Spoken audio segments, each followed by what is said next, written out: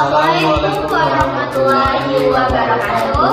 Halo semuanya, perkenalkan kami dari kelompok 4. Di sini kami akan menampilkan hasil dari video kami mengenai materi komunikasi data. Sebelumnya, perkenalkan nama saya Siti Hanifah. Saya Nurul ini. Dan saya Adi Nugraha. Jangan lupa tonton ya guys, jangan di skip dan jangan lupa like, comment, dan subscribe.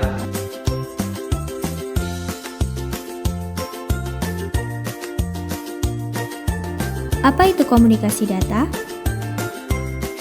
Komunikasi adalah berbicara atau bertukar informasi, sedangkan data adalah informasi yang dipertukarkan antara dua atau lebih perangkat.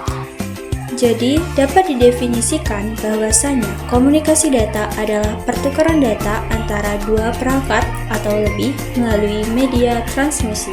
Selanjutnya adalah parameter komunikasi. Parameter komunikasi data itu terdiri dari 4 macam. Yang pertama adalah tujuan atau penerima harus benar dan sesuai. Yang kedua adalah data tidak boleh diubah. Yang ketiga adalah waktu pengiriman atau delay.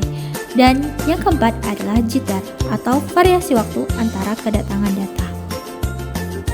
Bentuk komunikasi elektronik terdiri dari 3 macam. Yang pertama adalah komunikasi suara, kedua komunikasi berita dan gambar, dan yang ketiga adalah komunikasi data. Selanjutnya adalah komponen sistem komunikasi data, di mana komponen sistem komunikasi data terdiri dari 5 macam. Yang pertama itu adalah data yang berupa teks, audio, video, ataupun gambar. Yang kedua adalah pengirim, ketiga penerima, keempat media transmisi yang berupa kabel twisted pair, fiber optik, gelombang radio, dan wireless. Dan yang terakhir adalah protokol. Bagaimana komunikasi data terjadi? Komunikasi data terjadi ketika komunikasi data melibatkan pengirim informasi dalam bentuk bit melalui berbagai saluran atau media seperti kabel, serat optik, atau gelombang radio yang menggunakan protokol tertentu untuk memastikan data terkirim dan diterima dengan benar. Selanjutnya adalah aliran data. Aliran data terdiri dari 3 jenis. Yang pertama adalah simplex. Aliran data simplex dalam komunikasi data adalah mode transmisi, di mana data hanya bergerak dari satu titik ke titik lain tanpa kemampuan pengiriman balik. Yang kedua adalah half duplex. Aliran data half duplex dalam komunikasi data memungkinkan pengirim dan penerima data, tetapi tidak secara bersamaan. Yang ketiga adalah full duplex, di mana aliran data full duplex dalam komunikasi data adalah memungkinkan pengirim dan penerima data secara bersamaan antara dua titik. Transmisi data adalah proses pengiriman data dari suatu sumber ke penerima data.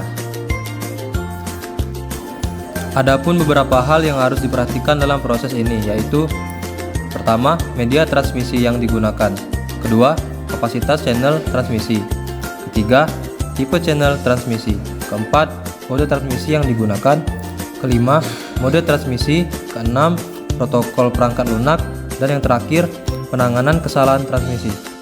Fungsi komunikasi data yang efektif: 1. Memberikan informasi kepada orang yang tepat dengan tepat waktu. 2. Memberikan informasi data terbaru atau up to date. 3. Memungkinkan orang yang berada pada lokasi geografis berbeda dapat saling berkomunikasi.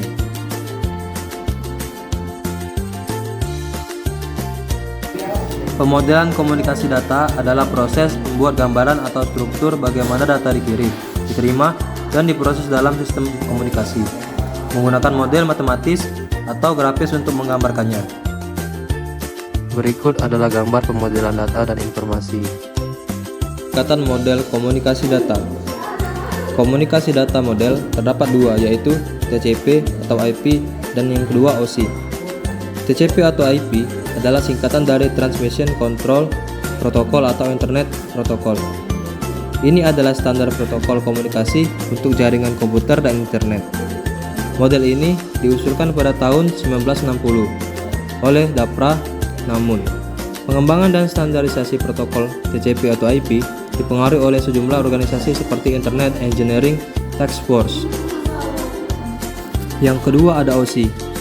OSI adalah singkatan dari Open System Interconnection atau interkoneksi sistem terbuka. Ini adalah model referensi yang digunakan untuk menggambarkan bagaimana komunikasi data seharusnya terjadi antara berbagai perangkat dalam jaringan komputer. Model ini diusulkan pada tahun 1970 oleh ISO.